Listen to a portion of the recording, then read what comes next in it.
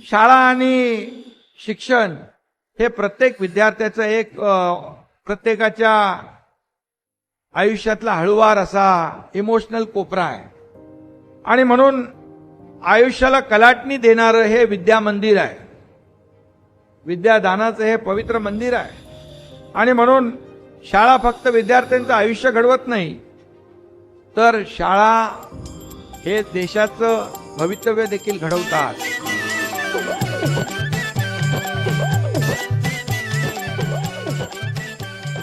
विद्यार्थी म्हणजे उद्याच्या देशाचे आधारस्तंभ.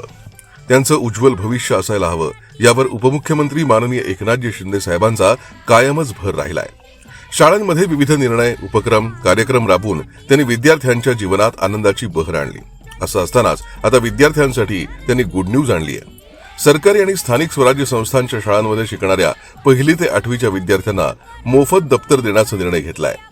नव्या शैक्षणिक वर्षापासून या निर्णयाची अंमलबजावणी होणार असून याबाबतचा शासन निर्णय जारी करण्यात आलाय.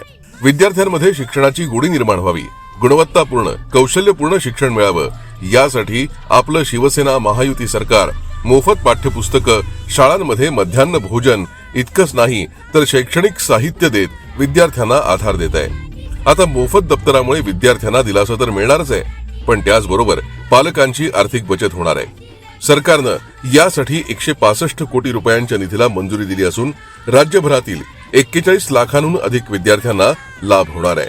या निर्णयामुळे शिवसेना महायुती सरकार विद्यार्थ्यांच्या पाठीशी खंबीर उभं असल्याचं पुन्हा एकदा अधोरेखित झालं असून विद्यार्थ्यांच्या हितासाठी कायम कटिबद्ध आहे.